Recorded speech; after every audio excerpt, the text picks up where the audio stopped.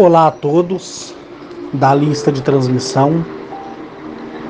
Hoje, 30 de janeiro de 2024, né?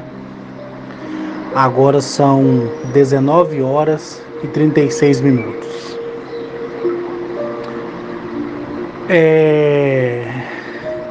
Eu vim aqui hoje só para trocar uma ideia, né, com vocês, para a gente descontrair, para a gente pensar, né, nas nossas atitudes, no que fazemos, no que deixamos, né, de fazer, e contar também, compartilhar para quem quiser acreditar essa vasta minha experiência, né, ao longo desses anos aí, desde o dia 20 de agosto de 2007. Muitos de vocês aqui na lista de transmissão, quem me mandou a mensagem, quem me manda as mensagens sabe quem são, então não preciso ficar falando mesmo, porque são várias pessoas, né? E algumas, inclusive do Facebook, e outras, né, que vêm através de intermédio de terceiros que estão na lista de transmissão. As pessoas, elas sempre perguntam, né, como é a minha vida na presença de homens e mulheres do espaço, como eles aparecem para mim. E são perguntas que inclusive eu já respondi, mas não me importo, né, de responder novamente. Perguntas, né, de pessoas que já estiveram comigo e que já testemunharam, né, essa verdade aí que eu prego, que eu falo para todos, né, que é a minha verdade, a verdade aqui do Carlos Henrique. E eu vou contar aqui para vocês um fato que aconteceu, que vem, né, de gancho com o meu último áudio que eu gravei para vocês na sexta-feira, né, da semana passada, se eu me recordo.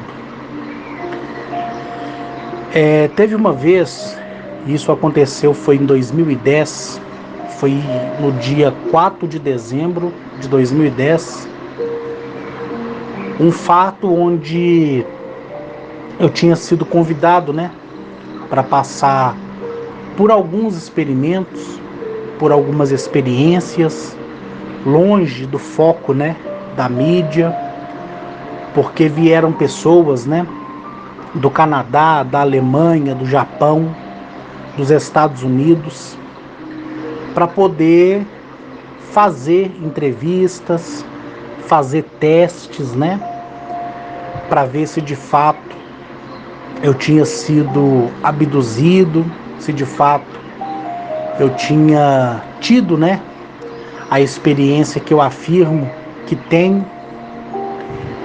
Então vieram essas pessoas. E algumas pessoas também do meio religioso, do meio budista, do meio cristão, que engloba aí tanto o catolicismo quanto o cristianismo, pessoas da espiritualidade, né, também participaram. E a participação foram de pessoas responsáveis, tá? Não foram de pessoas irresponsáveis.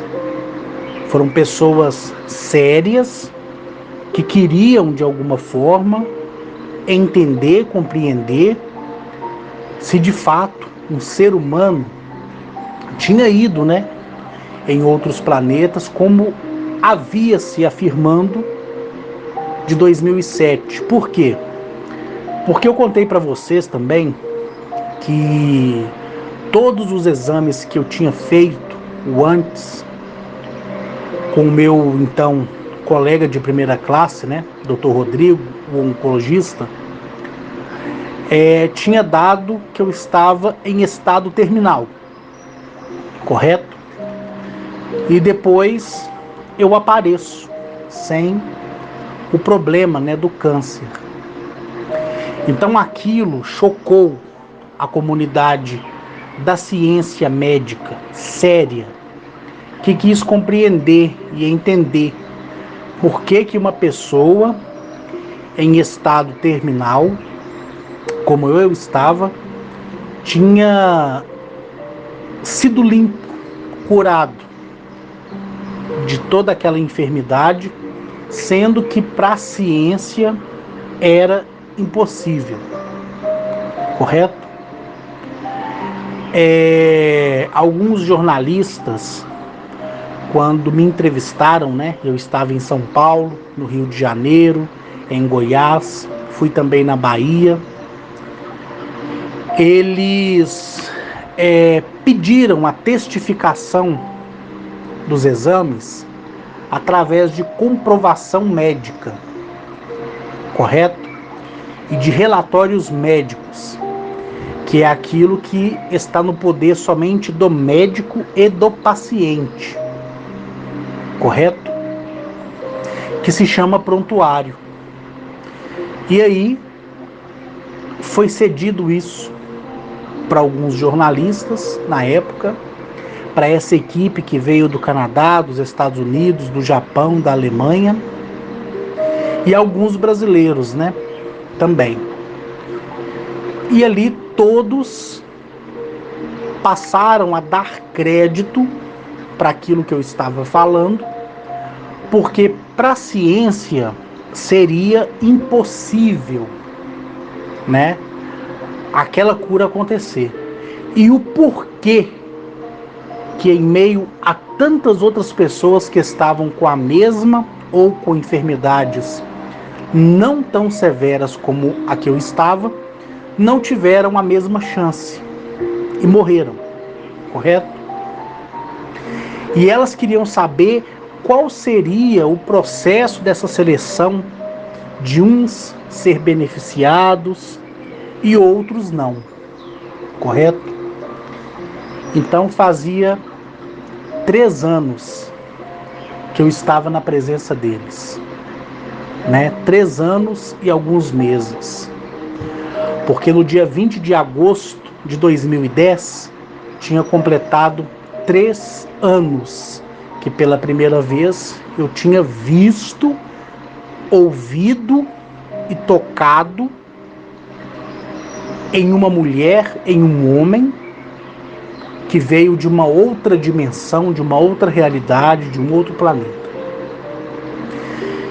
Então já era 3 anos na presença deles e eu tinha já aprendido algo que, se eu vivesse por 2.700 anos, eu não conseguiria aprender. E mesmo assim, eu entrava de conflito comigo mesmo, por consequência das bagagens que a vida me deu, que foi o aspecto religioso, que eu já narrei trocentas vezes, né? Então aquelas pessoas, aqueles intelectuais, eles passaram a me observar, passaram a acreditar em mim. Então ali eu respondi perguntas científicas a nível matemático, a nível geográfico, tá? A nível histórico, porque no decorrer dos meses, ainda no mesmo ano, no decorrer dos dias do mesmo ano de 2010, ali no dia 4, no dia 5, no dia 6, e se estendeu até o dia 19, outras pessoas foram chegando, cientistas renomados, com PhD, e me faziam perguntas acerca da geometria, acerca das simbologias, dos significados. me deram textos egípcios para serem lidos, lembrando que eram textos já traduzidos e que estavam com esses egiptólogos. E que não eram textos que foram colocados na mídia, ou seja, nos meios de comunicação, como no Google, por exemplo. E ali, esse egiptólogo, que eu já até falei dele aqui para vocês, ficou impressionado. Por quê? Porque o que eles levaram, que foram mais de 23 anos para traduzir através das gravuras, das escrituras, das múmias que foram encontradas e foram criando ali aquele compilado, né, de informações para chegar a um denominador comum, eu li com a maior facilidade e narrei para eles a verdadeira história do mundo, gravada dentro das pirâmides, por fora das pirâmides e no Vale dos Reis. E aí, esse egiptólogo, que eu já mencionei o nome dele uma única vez, e a Graça Pimentel o conhece, ele colocou a mão na cabeça e falou assim: olha, ele sim sabe da verdade. E isto para ele vai custar muito caro. E nisso eles me passaram outros textos que eles não conseguiam interpretar nem traduzir, porque o tempo já tinha consumido parte daquelas gravuras. E ali eu interpretava. Me trouxeram, né, textos índicos, vários textos sumérios, vários textos de linguagem antiga, de 18 mil anos atrás. Linguagem essas que eles estavam próximas do significado de suas traduções e que por mim foi traduzido com uma facilidade muito grande. E ali aqueles cientistas, aqueles arqueólogos, eles ficaram pasmados. E ali pastores, padres, pessoas de renome dentro dessas artes religiosas, eu vou dizer assim, colocaram a mão na cabeça.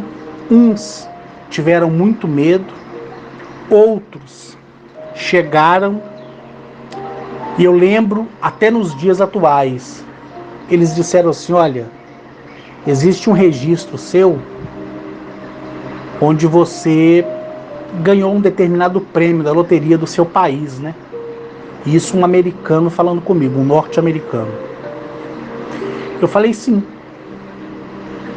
Olha, como o Senhor sabe dessas coisas, a gente agora sabe que realmente o Senhor foi levado para uma determinada civilização, para um determinado povo, e que te deu habilidades para poder traduzir e contar a verdadeira história do mundo.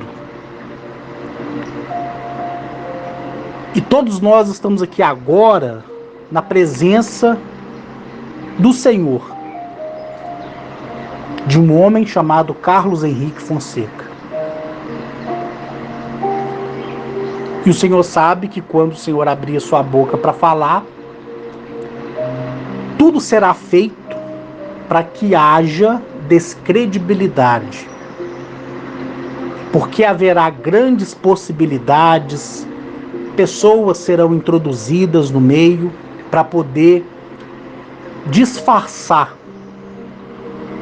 contradizer aquilo que o Senhor está dizendo, e que nós aqui, nessa data, dia 14 de dezembro de 2010, somos sua testemunha de que realmente o Senhor é quem afirma ser que é. Só que nós precisamos te mostrar um lado que talvez essas pessoas de Sírios, que do qual o Senhor foi levado, não te diz, que são os que estão debaixo da terra. E aí eu contei toda a história da humanidade para eles, e eles colocaram novamente a mão na cabeça e disseram: ponto final. Hoje nós sabemos que o Senhor não precisa mais saber de nada relacionado a isso. Mas, como eu tenho que te fazer uma proposta, eu vou te fazer. Porque se eu não fizer, eu serei exterminado por isso. A proposta é: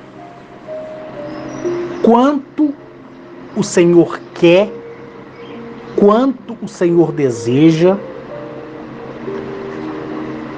para que nunca da boca do Senhor as pessoas desse mundo saibam essa verdade, que nós aqui sabemos que o Senhor viveu, para que nunca pessoas saibam sequer que o planeta é um ser vivo, só para o Senhor ficar calado.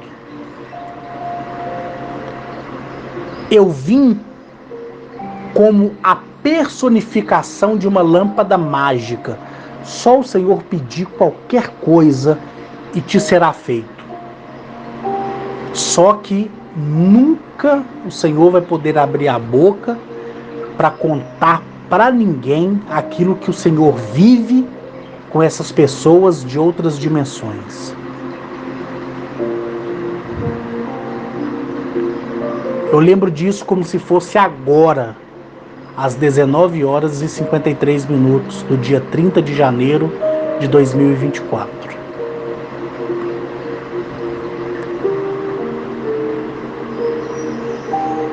E eu falei para eles assim, principalmente para essa pessoa: enquanto eu tiver conhecimento e enquanto eu tiver capacidade de questionar e responder as minhas próprias perguntas que eu faço a esses homens e mulheres do espaço, de Sírios, de Arcturus, das Pleiades, de Órion, eu farei. E o que eles quiserem fazer de mim e darem a mim, o dia que eu achar necessário, por mais que eu deteste a minha própria espécie, naquele dia, todo mundo ali sorriu. Oh, já é um sinal. Ele não gosta da própria espécie, então ele não vai falar para ninguém essas coisas, nem precisa oferecer para ele mais dinheiro. Chegou num ponto chave. E aí eu continuei. Enquanto me for dado a sabedoria, o entendimento e a busca pelo entendimento e para o entendimento, eu farei. E me tornarei tão sábio, semelhantemente como aqueles que do qual veio a mim a primeira vez e me levou para outros mundos. E o dia que eu sentir em mim o desejo de falar para minha própria espécie, a quem eu detesto, eu falarei. Porque eu nunca escondi de vocês na lista de transmissão como eu era resistente quanto à minha própria espécie. Está em todos os áudios que eu gravei no meu canal, está nos áudios que estão no canal do Rodolfo. Nunca escondi isso de ninguém. E aí um dia a Gnachete disse para mim assim, lá em Juiz de Fora: desce da sua morada, disponha do teu luxo e se faça semelhante na pobreza para saber viver com aqueles que são da sua própria espécie. Viva com eles, aprenda com eles, para só assim tu ser digno de abrir a boca para falar de nós. E aí, eu movido ali, né, pela voz e pela presença de Agnachete, eu desço da minha morada, que eu morava na Torre Zeus, no condomínio Gran Olimpo. Eu desço da minha morada, me disponho da minha riqueza e vou morar numa república que já foi visitada aí por várias pessoas. Aí ali eu convivo e vivo aprendendo a viver com maconheiro, com mentiroso, com estelionatário, com pessoas violentas, impacientes.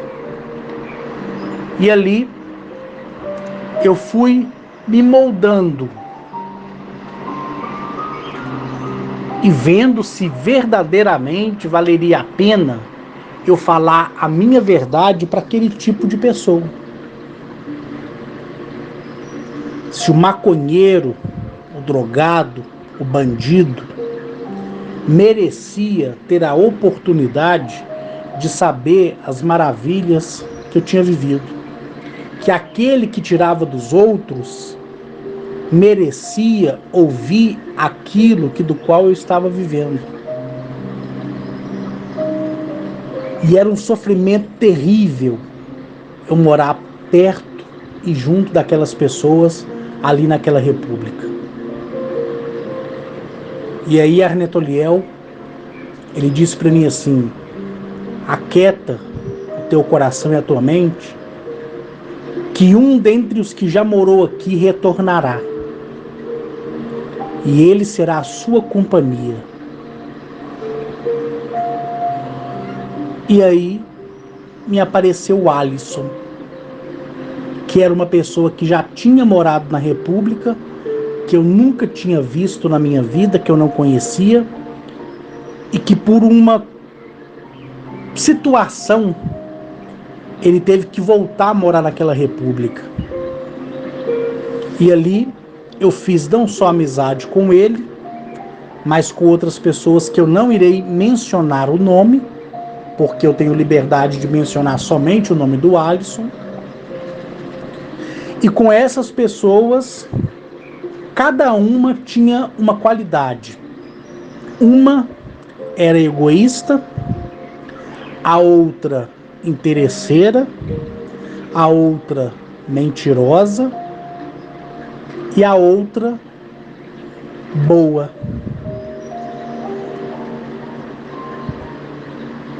E ali, quando eu vi o Alisson a primeira vez, Arnetoliel, o próprio Arnetoliel, disse para mim assim: esse que os teus olhos veem, né? E que eu vejo através dos teus olhos, é aquele que eu escolhi junto com aquele que ele trouxe ao mundo, ou seja, o próprio filho do Alisson. E ali eu criei uma amizade com o Alisson. E o Alisson sabia mais das coisas do mundo do que eu.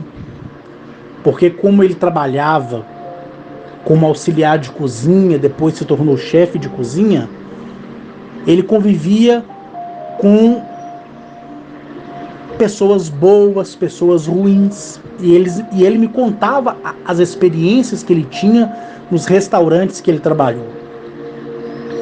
E eu via que ali aquelas pessoas que moravam ali na República, que frequentavam a mercearia ali, que fazia parte da República, não eram tão diferentes daquelas pessoas que trabalhavam com ele na cozinha. E ali eu entendi que eu deveria me apoiar no Alisson para ouvir as histórias dele de vida e fazer com que de pouco a pouco ele entendesse quem era Carlos Henrique Fonseca, para que depois eu contasse para eles, para ele no caso, e para as pessoas que passaram na vida dele, aquela verdade que é minha e que ele compreendeu e vive até nos dias atuais.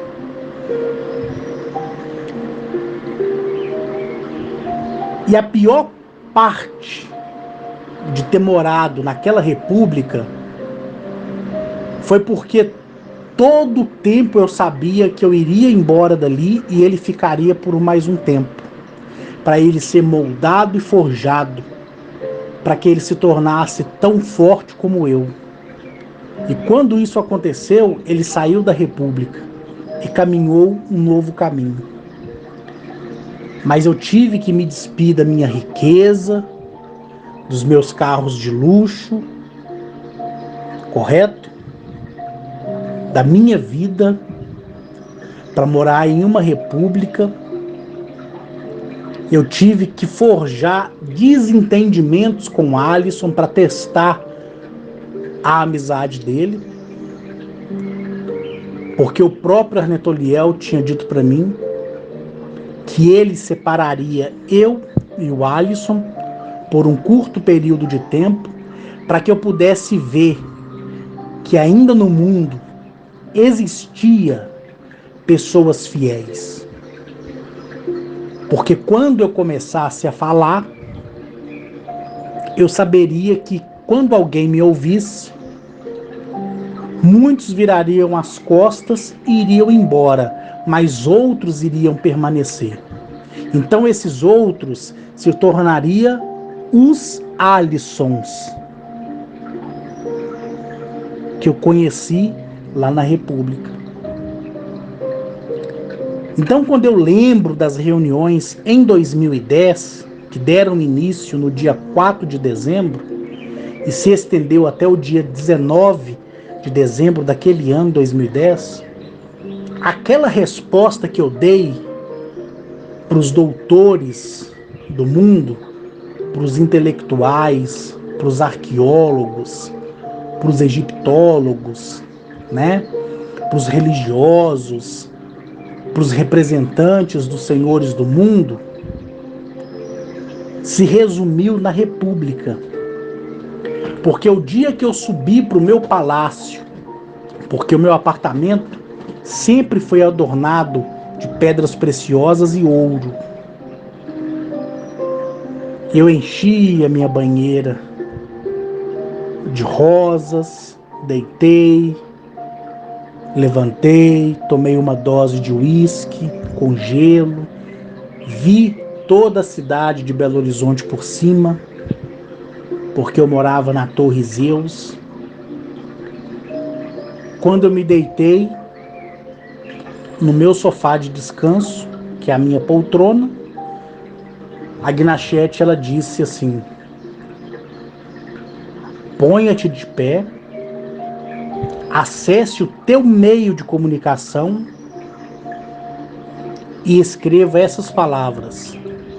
O que é meio de comunicação? Que ela quis dizer, o meu notebook. Abri o meu notebook e acessei aquelas palavras que ela pediu que eu acessasse, que era aqueles que do céu vêm à terra, como eu já contei para vocês que me ouvem aí trocentas vezes. E eu, como estava relaxado, tinha acabado de tomar o uísque, né? Tinha visto aquela vista maravilhosa de Belo Horizonte à noite, como sempre gostei de ver. Eu falei: olha, fala para mim o que a senhora quer. Ela disse: qual é a interpretação daqueles que do céu vieram à terra? Eu falei: Anunnaki. Ela disse: então escreva isso. Eu escrevi e caí num hangout, como eu já contei para todos vocês. E lá eu participei desse hangout como ouvinte e no chat, ou chat, correto? E ali o administrador daquele determinado hangout se interessou pelas coisas que eu falei e marcou comigo uma entrevista e perguntou se eu participaria. Então, a partir dali é que começou essa jornada da qual estamos até nos dias de hoje, dia 30 de janeiro de 2024. E agora são 20 horas e 6 minutos. Só que Mazaziel e o líder supremo da federação, que eu não vou aqui falar o nome dele,